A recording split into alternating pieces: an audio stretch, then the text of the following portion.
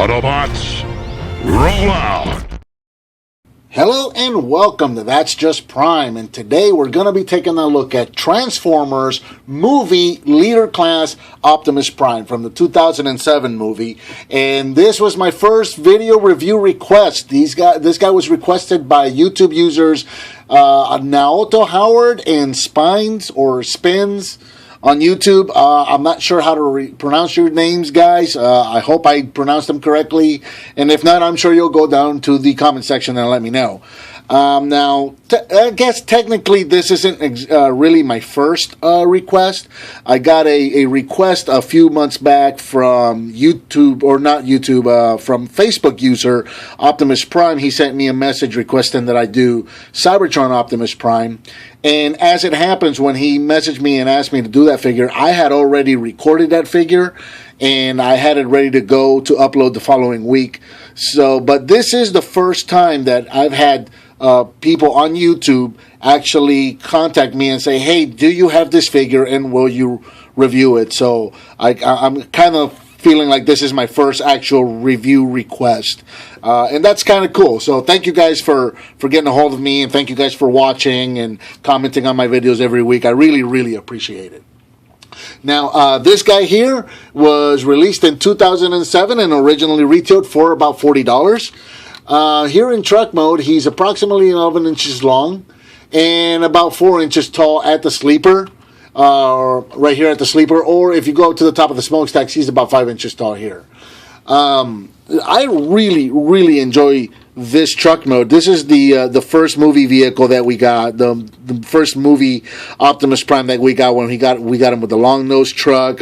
Obviously, there had been previous incarnations of a long nose truck back in Generation 2 for Optimus Prime, but this was our first movie figure. And while it's not perfect, especially when we get into robot mode, he's not going to be exactly screen accurate. It's still a very good figure and a lot of fun. And one of the things that I really, really like about this figure, here in truck mode, he's got the rubber wheels, so he rolls really, really nice and quiet. You don't hear any rattling going on. That's just nice and quiet.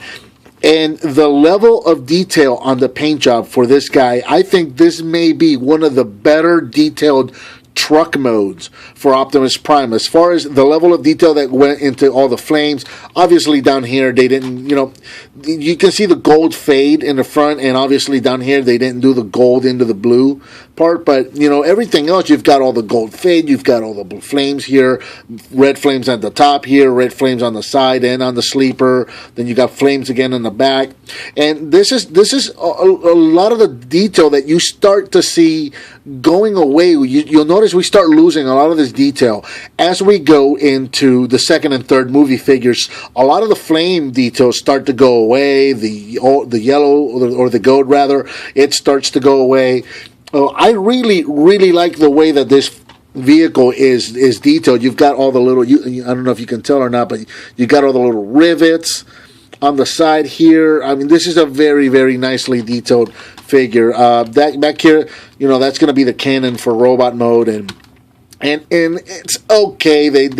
I guess that doesn't look terrible sitting back there. It's not super obtrusive. It's not you can't tell that that's a weapon. It just looks like it's carrying something. You just don't know what it is. So, I mean, that's actually not that terrible. I'm the type of guy that doesn't like weapons on vehicles, and I can actually pass that. That's not terrible.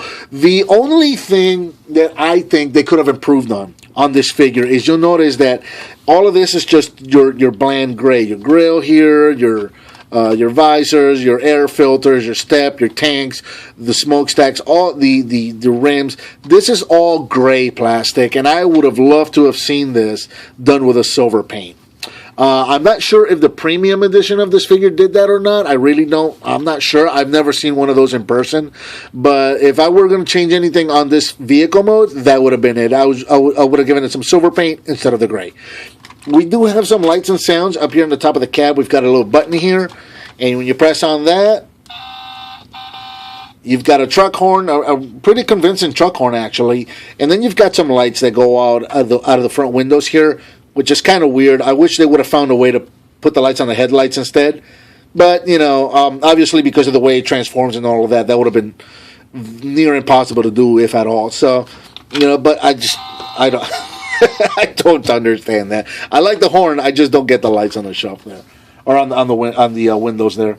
So let's get into the transformation. Let me see. Do I want to adjust now or later? I think I'm going to adjust afterwards. Relatively simple transformation once you learn it, but it can be very, very fiddly. One of the things that I love about this vehicle, or this figure rather, and the transformation is, if you remember in the 2007 movie when we first saw Optimus Prime and we see him transform for the first time, the first thing you see is the grill and the hood starts to come apart. And you can actually kind of recreate that with this figure. When you first start transforming him, you can slide out the bumper here and you can see how the whole grill kind of starts to come apart, and then the hood here splits apart, and then the top of the hood here, this is going to form the kneecaps later. These kind of start to split, so you can kind of do this effect, and let's see, we can split the halves there. Right there, if you look at that, when we're first getting started, that kind of emulates that effect from the movie when the first time that he transforms and the whole front of him just starts to come apart like a jigsaw puzzle. I love that. I just think that is such a cool little touch. So before I go any further, I'm going to come back here in the back wheel wells. I'm going to separate these. Right here, you can see they're tabbed in right here. So I'm just going to separate these and just kind of bring them down and below that right there and just let those hang. Okay. And I'm going to come back to the front again. I'm going to grab the whole front of the vehicle here. I'm going to pull this whole thing down just like that. As I was mentioning, the top of the hood here is going to become the kneecap. So these are just going to fold in on themselves, and then you're going to slide those up just like that. They just fold in on themselves. They're double hinged right there, and then you just push this whole thing up. Down here, going back to these bumpers, where we were at with these bumpers, you take the bumper, slide it all the way out, and then you turn it around. And as you can see, you've got a little bit of a auto transform here. When you rotate this piece down, that's going to form the front of the toes right there, and they just kind of rotate out on their own. Take the back of the heel here and just fold that back, and that's going to be your foot. Same thing on this side. Just slide the bumper out. There you go. Rotate that. The toes come out, and then fold the back of the heel, and the feet are pretty much all done there. If you look back here in between the legs, there's going to be your waist piece right there. We're going to go ahead and pull that down. It's clipped. It clips to the back of. Let me get that. This piece has got a peg and a port, so it pegs into the back part of the toy for truck mode, and then it's going to rotate around. It's going to peg to the front for robot mode. But for right now, we're not going to peg it. What we're going to do is we're just going to bring it all the way down and get these legs and wheel wells as far down as possible. Go ahead and take the back of the truck here, and we're going to separate the top of the cab here, and we're going to rotate these around, and this is where it starts to get a little fiddly. Take this back here and just flip that up and out of the way for the time being, and just bring it around to the front. Before you do that, you're running out of room here. Take this right here, you can see where that splits, and just bring it down like that, and then bring this arm all the way around. At this point, you can take the gas can and the step. You can fold this guy up, and then you can bring the front step here, fold this back and around again. Okay, do the same thing on the other side with the arm. This is going to be, obviously, if you haven't figured out by now, the sleeper cab is going to become the arms. So just rotate this guy around to the front, all the way around, and then bring the step around, tank up, bring the step around. This is where it starts to get a little fiddly. I'll show you here in a minute. And once we get back here, we'll take these guys and just rotate them in. There are two clips here, and there's a little peg here, and it just kind of friction pegs in there. It's not the most secure peg, but it stays in there okay. And the whole fiddliness that I was talking about was, if you don't have everything exactly in place, that meaning the legs down, this waist piece all the way down the way it's angled right now, and the arms to the front and out of the way, you are going to have a lot of trouble getting these pieces flipped around, because they'll start getting caught on the hips here. They'll get caught in these wheel wells. They'll get caught in the arms. So you have to kind of get it right there, and that's the sweet spot there to get them all the way around and be able to flip them around without any problems. We're starting to get a little tall now, so I think I am going to go ahead and adjust the camera now, because this figure is going to get tall. All right, so once we're here, we can go ahead and take the waist piece here. And like I said, that's going to peg into the front right there. So go ahead and do that. And then we can bring the legs back down again. While we're here, go ahead and straighten out the legs. Straighten out the kneecaps. Those obviously moved around on me. Now, this piece here, I'm not a big fan of this part of the transformation. The wheel wells here, these are on a double hinge, there and there, as you can see. And they're going to rotate up, and these pegs here are going to go through this part of this panel here that's holding them in place. They're going to go through there, and they're going to peg into the back of the leg right there. And that's not so much the part that I'm not a fan of. See, that pegs in right there, just like so. Same thing on the other side. Here's the part that I'm not really crazy about. These are going to split right here, and they're on a hinge, and they just kind of do that, and then they just sit there like that. And I'm really not crazy about it. Honestly, I think it looks better if you just leave them down like that. That kind of looks less intrusive, if you ask me. So getting back to the top here, top of the robot, those guys pegged in place. The arms here are pretty cool. The top of the sleeper cab here, this is going to split open, and you rotate that down, and that's going to become kind of a shoulder pad. And then on the top here, you got the little step part that is always sitting right next to his head. Bring this back down again, and as you can see, there's the fist, so go ahead and rotate that out. You can close that and then bring that up again and straighten that out. That's going to be your arm right there. Fingers are articulated. There you go. It's got a little ball jointed thumb, and it seems to be getting a little loose on me. And then the four fingers are on a joint. All four of them move together, and then the thumb there is on a little ball joint. So that moves around pretty good. Same thing on this side. Go ahead and pop this open and get the fist out, and then close that back up. Straighten out the arm. And in this case, I'm not going to open up the fist. I'm going to leave it the way that it was stored away, so I can show you how the weapon works. It's actually kind of cool. Bring the shoulder pad down, bring this piece up, and we're almost there. Let me get the camera adjusted. Let me give him an A stance, bring him down a little bit.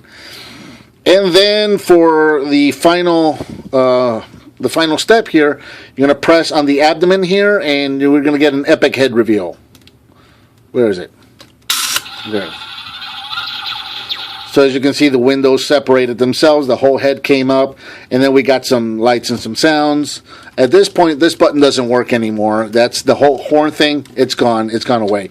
And there is 2007 Movie Leader Class Optimus Prime in robot mode, and I love this. Check this guy out. This is, again, not the perfect, most screen accurate Optimus Prime there is. He's kind of chunky and blocky. You know, he's a good representation of the movie for what the engineering was on these toys at the time. This is not bad. And it's, like I said, it's a fun toy. He's big and chunky. He's just, fun to play with. The weapon, I was mentioning that I wasn't going to unfold this, and the reason for that being, and he's got kind of that automorph or auto transform feature here for the weapon. If you remember in the movie, the weapons, they didn't carry weapons, rather parts of them would transform into the weapons, and the front of his arm would transform into his blaster. So what you want to do is you want to have the fist in the same position, all the fingers curled up and everything, the same way that you would have it if you were going to be storing the fist away. And actually, if you want, you could store the fist for the weapon, but it's not necessary. You've got this little lever here, and when you slide this up, you're going to get these two pieces that slide out here, and then the cannon comes around and kind of forms itself around the fist there. And if you look at it from this angle, if you look at it from the top or from the side there, as you can see, it looks like his whole arm just transformed into the front of that rifle, which is pretty cool. And you've got a little spring-loaded missile right there. You can hold that, and there you go. Now Optimus Prime will blow up your face with his arm cannon that he just transformed just out of his arm. I think this guy is awesome. I really enjoy this figure. Articulation, the head can spin all the way around. Actually, he doesn't go all the way around. It just stops right there. So I guess he's not going to do the poltergeist thing. But you have a good range of motion going around. The shoulders are on a universal joint, so you can go all the way around, and you can go in and out with them as well. You got a rotation right below the elbow. You got two hinges at the elbow. You've got this hinge here and this hinge here, so you can bring the elbow all the way up there and then all the way up like that again. And that's for the transformation because it turns into the sleeper cab. So you actually get a very good range of motion there on the elbow as well as the rotation. The fists do not rotate, unfortunately, but you saw what the articulation was like on the thumb and the fingers there. No waist rotation, unfortunately, but you do have, again, a universal joint for the hips, so the hips can go in and out and forward and backward to get a good range. You've got a good knee range, but these wheel wells here are going to get in your way, so you want to either pop them out or, fold this, or even better, just pop that out, and then you're going to get a good knee bend there. And see, I guess you could do that right there. That kind of looks like a mess. I'd rather just do that. There you go. Let's bring that back down again. And then the final piece of articulation here, the ankles are actually on a ball joint. So this guy can move, side to side, and you can tilt it. So you can give him an A stance, and you can tilt the ankles as well. And you can actually get this guy in some pretty dynamic poses. I really enjoy this guy. It was the first movie figure that we got, so it's obviously not going to be perfect, but you know what? It was great for the time, for what they were able to do at the time. The ball joints on my ankles are getting a little loose there. It looks like I'm getting a little wobbly. I may have to tighten those up. But there you go. There's a good dynamic pose for him, and if he's willing to hold it. There you go. There's a good dynamic pose for him, and I really enjoy that. Here in robot mode, he's approximately 9¼ inches tall at the top of the head. Just spitballing here, I'd say that's about another ½ an inch if you want to go to the top of the smokestacks here or these flaps in the back. I don't know. But yeah, 9¼ right here at the head.